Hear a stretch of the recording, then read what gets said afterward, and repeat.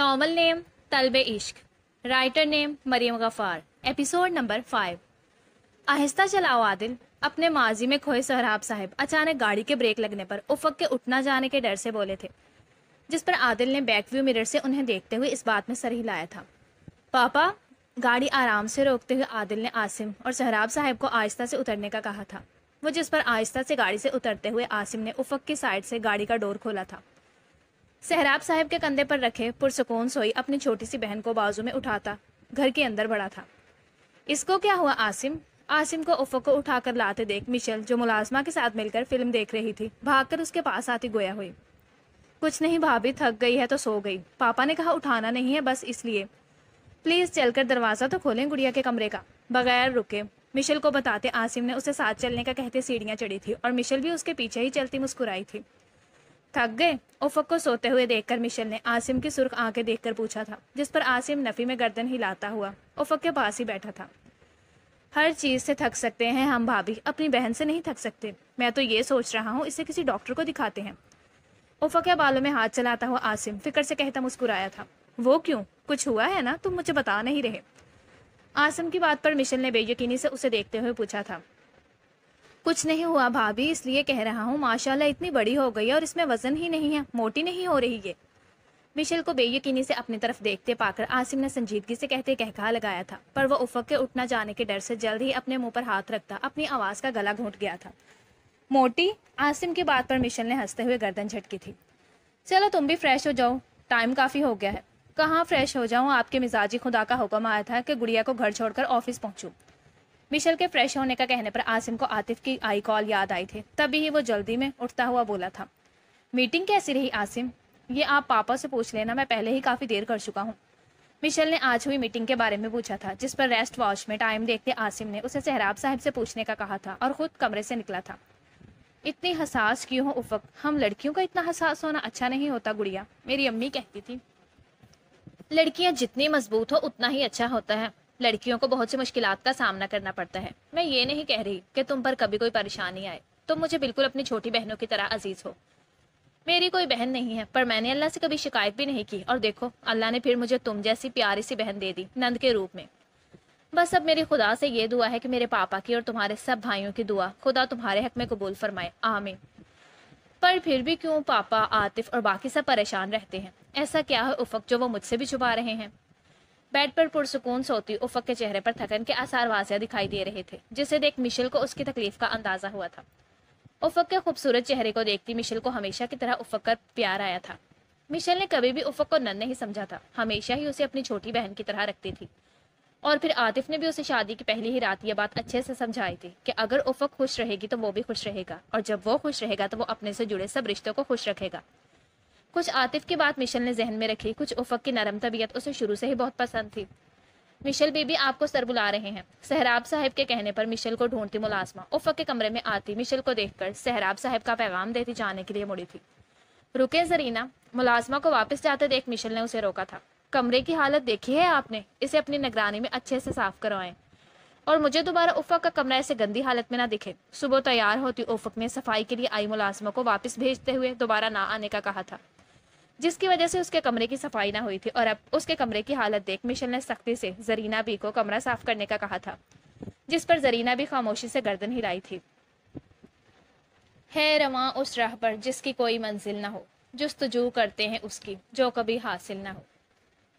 نوفل کا انتظار کرتا نائٹ کلب میں بیٹھا وجدان آئمہ بیگم کی بھیجی ہنستی مسکراتی افق کی تصویر دیکھ رہا تھا کہ سامنے سے آتے نوفل نے اسے دیکھ کر اشارہ کیا تھا، پر وجدان کو اپنی طرف متوجہ نہ پاتا نوفل اس کے سر پر آن پہنچا تھا۔ کیا یار، میں تجھے بلا رہا ہوں اور تو اس لڑکی کو دیکھنے میں اتنا کھویا ہوا ہے، میں بھی دکھائی نہیں دے رہا؟ وجدان کی موبائل اسکرین پر نظر آتی افق کی تصویر دیکھ کر نوفل نے اپنے دوست کی حالت پر افسوس کرتے ہوئے کہا تھا، جو کام کہا تھا وہ ہوا؟ نوفل کی بات پر فون اسکرین بند کرتے وجدان نے سیدھا اپنے مطلب کی بات کی تھی، جس پر نوفل مسکرایا تھا۔ اتنی بے چینی؟ وجدان کی حالت کا مذاق اڑاتا نوفل کہا لگاتے بولا تھا، اب اس سالے کام کی بات کر، میں پہلے ہی بہت پریشان ہوں۔ ریلیکس یار، بتا رہا ہوں، پہلے چھوڑ تو۔ نوفل کے ہنسنے پر وجدان کا دماغ گھوما تھا، تبھی ہی وہ نوفل کا گریبان پکڑتا غصے سے بولا تھا، جس پر نوفل نے ڈرتے ہوئے اسے ریلیکس رہنے کا کہا تھا۔ سہراب چوہان انٹرپرائز کے مالک Atif Chauhan the best business tycoon की छोटी बहन है। उसके 3 भाई और भी हैं, आदिल, आसिम और वहाद चौहान। सहराब चौहान आतिफ चौहान का नाम सोचते वजदान को सुबह मीटिंग में हुई मुलाकात याद आई थी, जिस पर वो नौफल की बात बीच में काटता बोला था। और वहीं नौफल ने इस बात में सर हिलाते हुए मुस्कुराकर उसे देखा था, जबकि वजदान अपनी गलती पर कनपटी सोहला गया था। हाँ, पर ये तुझे कैसे पता वजदान, इतनी खबर गिरी? वो जो उसे बाकी सबका बताने वाला था, पर वजदान की पहचान लेने पर नौफल ने हैरानगी से उसे देखते हुए पूछा था। मैं मॉम का बताया हुआ कैसे भूल गया, सहराब चौहान की एक इकलौती बेटी। उफ, अपने दुखते सर को दबाता हुआ वजदान परेशान हुआ था। वजदान कहाँ जा रहा है, रुक। नौफल को कोई भी जवाब देने के बजाय वजदान अपना मोबाइल पॉकेट में डालता हुआ नौफल को अनसुना करता जल्दी से क्लब से निकला था। इसको क्या हुआ है, जब से आया है अजीब सा बिहेव क्यों कर रहा है, पहले तो ऐसा कभी नहीं हुआ। वजदान को जाते देख नौफल दिल में सोचता परेशान हुआ था। वजदान और नौफल स्कूल टाइम से साथ थे, फिर दोनों ने प्रोफेशन भी एक ही चुना, और अब जब से वजदान अपना काम खत्म करके आया था उसमें काफी तब्दीलियां रूनमा हुई थी, जो नौफल ने कल से अब तक नोट की थी। क्या है रिपोर्ट्स में डॉक्टर रहीक? कल रात ही वजदान ने फैसला किया था कि सुबह होते ही वो अपने प्रोफेशनल साइकोलॉजिस्ट के पास आया था। पिछले आधे घंटे से रिपोर्ट आने का इंतजार करते वजदान के सब्र का पैमाना अब लबरेज हुआ था। वैसे तो सब नॉर्मल है, लेकिन आपके सेल्स में कोई नशा शामिल है। क्या आप कोई नशा करते हैं या कोई ऐसी मेडिसिन ली हो जो आपको इन्फेक्शन कर गई हो? वजदान को परेशान देखकर डॉक्टर रहीक ने उसे आराम से सोचने का कहा था। नहीं डॉक्टर, मैंने कभी कोई ऐसी मेडिसिन नहीं ली जिसमें नशा हो, और ड्रिंक करने की बात वो भी नहीं करता। पुरसोच अंदाज में कहते हुए वजदान ने डॉक्टर रहीक को देखा था, जो उसके चेहरे का बगौर मुताला कर रहे थे। कोई बीपी की टेबलेट या फिर कोई सुकून के लिए ली हो और आपको याद ना हो? नोट पैड पर उंगली घुमाते डॉक्टर रहीक ने एक बार फिर उसे सोचने का कहा था।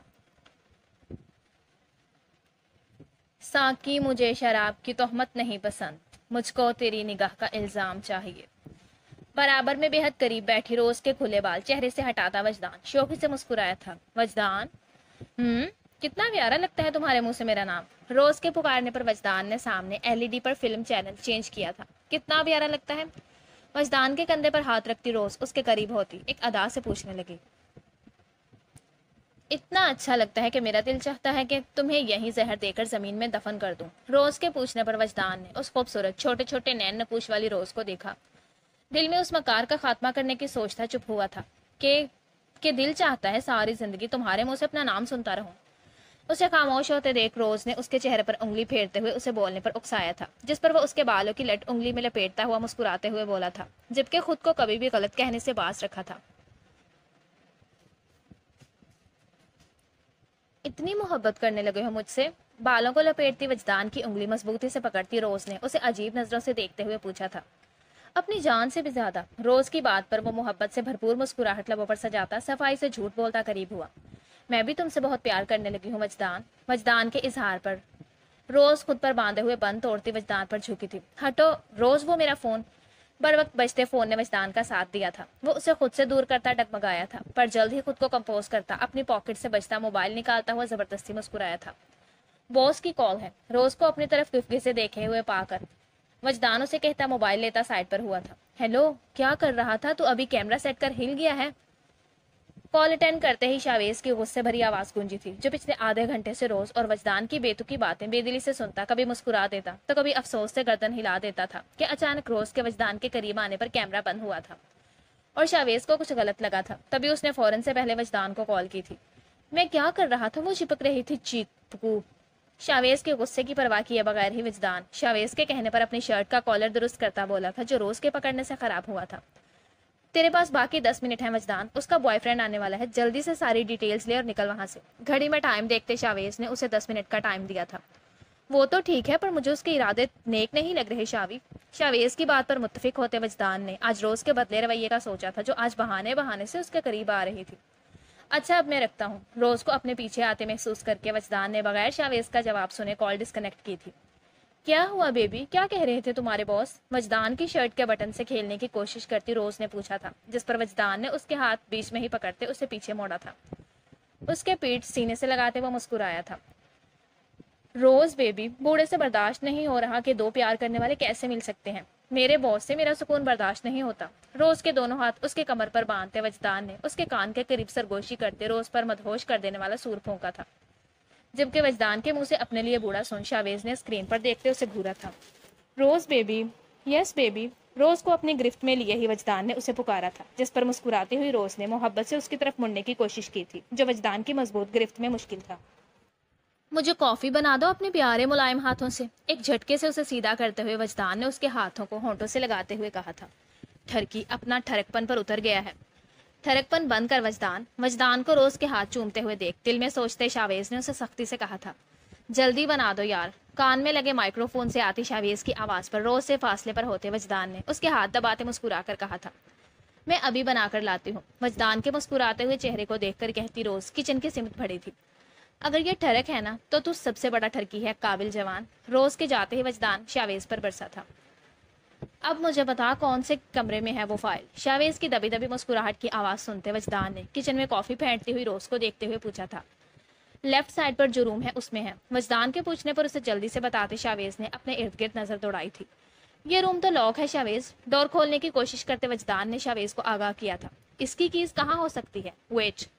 ڈور لاک ہونے کا سن کر شاویز پریشان ہوا تھا، تبھی ہی کچھ خیال آنے پر اسے رکنے کا کہتا وجدان کچن میں روز کے پیچھے گیا تھا۔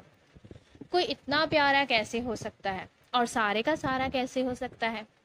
پیچھے سے روز کو اپنے حصار میں لیتے وجدان نے غیر محسوس طریقے سے اس کی جینز کی پاکٹ چیک کرتے ہوئے شیر پڑا تھا اور روز کو شرمانے پر مجبور کر گیا، اور وہیں اس کی اسی شرماہٹ کا فائدہ اٹھاتا وجدان اس کی پاکٹ میں ہاتھ ڈالتا کیز نکال چکا تھا۔ بیبی کتنا ٹائم لگے گا؟ بس تھوڑی دیر، معصوم سا پاؤٹ بنا تھا وجدان روز کے چہرے پر آئی بے وجہ کی سرخی دیکھ کر گویا ہوا تھا، جس پر اس نے مسکرا کر اسے کچھ وقت کہا تھا، چلو پھر میں ویٹ کر لیتا ہوں، پر انتظار کرنا ہے تو بہت مشکل۔ پانی کا گلاس سلیب پر رکھتا وجدان مسکرا کر کہتا ہوا کچن سے نکلا تھا۔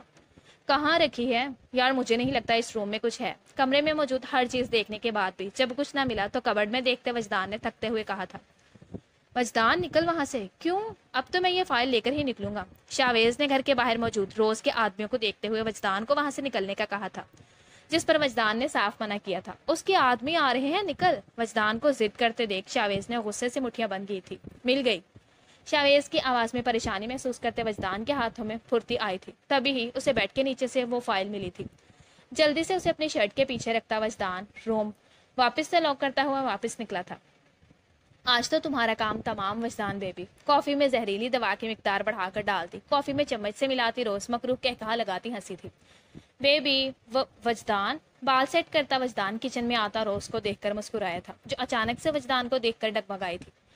بیبی اب میں کافی پھر کسی دن پی لوں گا، دیر ہو گئی اور باس کی کال بھی آ رہی ہے۔ روز کے چہرے کے اڑے ہوئے رنگ کو دیکھ کر وجدان مسکرا کر اسے دیکھتا ہوا گویا ہوا تھا، یہ کیا بات ہوئی؟ اب تو میں نے کافی بنا لی ہے، اب تمہیں یہ کافی پینی پڑے گی۔ وجدان کی بات سنتی روز جلدی سے کافی کا مگ اٹھاتی اس کے پاس آئی تھی۔ بیبی پھر کبھی پلیز تھوڑی سی میرے لیے۔ روز کے ضد کرنے پر وجدان نے پیار سے اس کے گال کھینچتے ہوئے کہا تھا، جس پر اپنا کام پورا کرنے کا سوچتی روز نے زبردستی کافی کا مگ وجدان کے لبوں سے لگایا تھا، جس پر چاروں نہ چار وجدان نے کافی کی سپ لی تھی۔ بس اب مجھے جانا ہے۔ کافی کا مگ ہٹاتا وجدان روز کو بھی خود سے دور کرتا جانے کے لیے کھڑا ہوا تھا۔ نو وجدان، یہ کافی پیے بغیر تم کہیں نہیں جا سکتے۔ وجدان کو زبردستی بٹھاتی روز نے ایک بار پھر کافی کا مگ اس کے منہ کے قریب کیا تھا۔ بس خوش، اب مجھے جانے دو ورنہ۔ روز کے ضد کرنے پر وجدان آدھی کافی پیتے جانے کے لیے کھڑے ہونے کی کوشش کی تھی، پر چکراتے سر کو پکڑتا وہ واپس سے بیٹھا تھا۔ کیا ہوا ہے بیبی؟ وجدان کی حالت پر مسکراتے ہوئی روز مصنوعی فکر جتاتی بولی، کچھ نہیں، مجھے دیر ہو رہی ہے۔ روز کے ہاتھ دور کرتا وہ مشکل اٹھ کھڑا ہوا تھا۔ مسلسل چکراتے سر کو تھامتا وہ مضبوط قدم اٹھاتا ہوا باہر نکلا تھا۔ شاویز، مجھے لگتا ہے اس چالاک لومڑی نے مجھے کچھ ملا کر دیا ہے۔ خود کو زبردستی گھسیٹتا ہوا وجدان آنکھوں کے آگے اندھیرا چھاتے دیکھ کر مائکرو فون میں موجود شاویز سے گویا ہوا تھا، جو اسے روز کے گھر سے نکلتا ہوا دیکھ کر سامنے شاپ سے نکلتا بھاگ کر روڈ کراس کرتا ہوا اسے دیکھ کر پریشانی سے بھاگتا ہوا اس تک آیا تھا۔ میں تمہیں کچھ نہیں ہونے دوں گا وجدان، اسے گرنے سے بچاتے شاویز نے سہارا دیتے گاڑی کی طرف بڑھا تھا۔ جاری ہے۔ ڈیئر ریڈرز اینڈ لسنرز، کیسی لگی آپ کو آج کی ایپیسوڈ؟ کمنٹس میں ضرور بتائیے گا۔ ایپیسوڈ اچھی لگی ہو تو ویڈیو کو لائک کر دیں، دوستوں کو ساتھ شیئر کر دیں اور چینل کو سبسکرائب کر دیں تاکہ آنے والی ہر نئی ایپیسوڈ آپ تک پہنچتی رہے۔ کل ملتے ہیں ایک نئی ایپیسوڈ کے ساتھ، تب تک کے لیے اپنا خیال رکھیے گا۔ اللہ حافظ۔